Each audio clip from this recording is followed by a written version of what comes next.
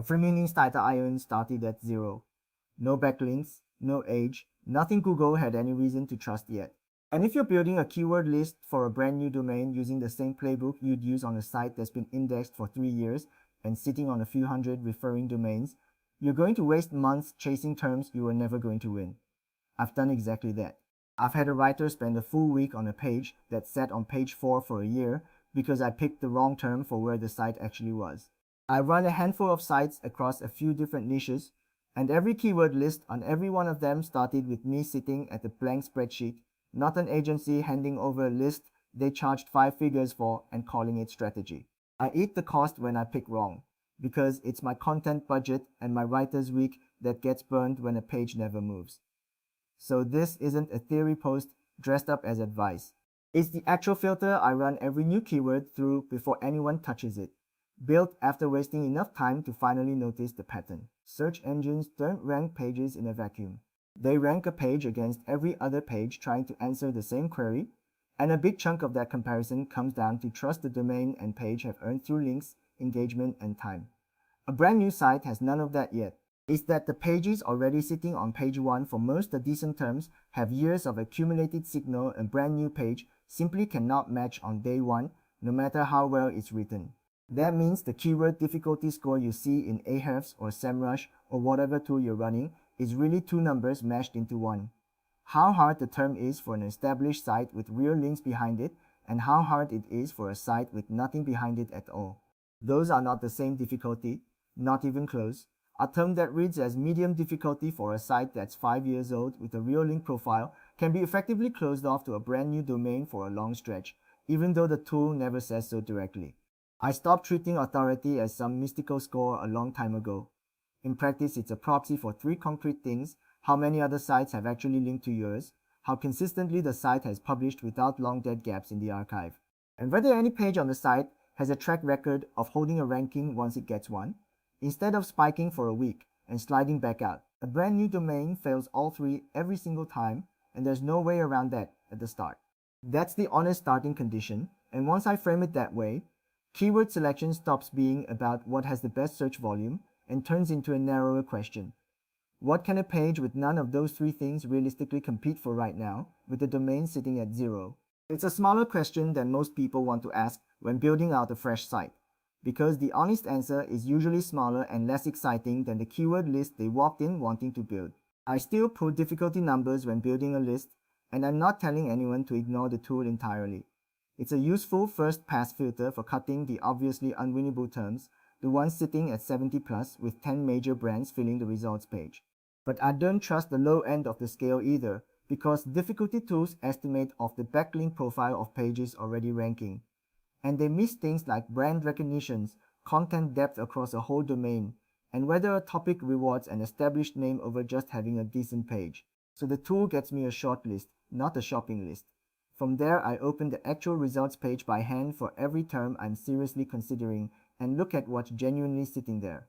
That's the step almost everyone skips, because it's slow and doesn't scale the way exporting a spreadsheet does. It's also the one step that actually decides whether a keyword is winnable for a site with no history. So skipping it means skipping the only part of the process that ever mattered. When I check the results for a candidate term, I'm looking for one specific pattern. Are the top 10 dominated by big established names, forums, and government or EG pages? Or is there a mix that includes smaller independent sites, some clearly running on almost nothing at all? If every result is a site I recognize as a major player in that niche, that keyword is not for a new site right now, no matter what number the difficulty tool handed me. The tool can say 22. The results page can say never, not yet. But if I see even 1 or 2 small operators mixed into that top 10, especially ones with a thin-looking about page and no real brand presence behind them, that tells me something useful. It tells me the term is winnable by a site still building itself up, because a site with almost nothing behind it already managed to grab a spot there. That's a real signal, and it's one you only get by actually looking with your own eyes, not by reading a single number off a dashboard and trusting it blindly. Means I also check how old the ranking pages actually look, not just who wrote them. A results page full of content published or meaningfully updated in the last year is a completely different fight than one where the top pages have clearly sat untouched for years. Fresh, thin competition is one of the few honest openings a new site gets, because stale pages coasting on old signal are often weaker than they look, and a genuinely current, better page has a real shot at working past them over time. The instinct with a brand new site is to go after decent volume, because you want traffic to actually show up and justify the content spent to yourself or whoever's paying for it. I get that instinct, I followed it myself, and I've burned real content budget chasing it before I noticed the pattern. A term with 2,000 searches a month that you have no realistic path to page 1 for is worth less, not more, than a term with 40 searches a month that you can actually hold a position on. Traffic on a page you can't rank for is zero traffic, full stop. It doesn't matter how big the number looked in the research tool when you were building the list, and it doesn't matter how good that number would have felt in a monthly report. I'd rather build a base of pages ranking for smaller terms first, even if each one only pulls in a trickle of visits. Those pages start earning the site its first real signals. Time on page, the occasional return visit, sometimes a link from someone who found something specific and genuinely useful. Go long tail gets thrown around like it's a complete strategy on its own, and it isn't. It's just a mechanism underneath a real one. The reason long tail works for a low authority site is that longer, more specific queries usually have fewer strong pages competing for them, because most sites simply don't bother writing content that's specific in the first place. That's the actual mechanic doing the work, not some special magic attached to word count or how many words are stuffed into the phrase you typed into the tool. What I actually look for isn't length, it's specificity that matches something my site can genuinely answer better than a generic page can. A 3-word term isn't automatically easier than a 2-word term just because it has more words in it. A 5-word term nobody has written a real specific answer for is better than either one, as long as there's any search volume attached and the intent behind the search is clear enough for a writer to actually work with. Transactional and commercial terms almost always sit closer to money, which means more competitors with more resources, more budget, and more patience are fighting over them. At zero authority, those are usually the last terms I go after, not the first, because that's the fight a brand new site is least equipped to win right out of the gate.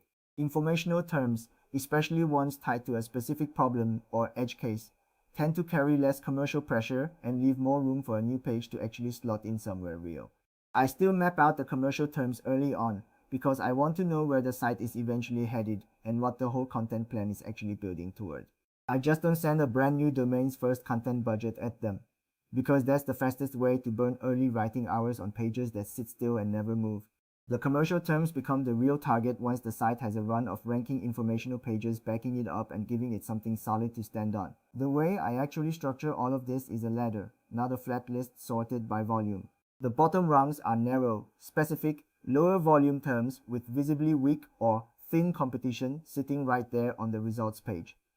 The middle rungs are moderate volume terms, where I've checked the results by hand and seen at least a few smaller sites holding real spots among the bigger names. The top rungs are the terms I actually want long term, and I'm not touching those until the site has earned an actual track record behind it.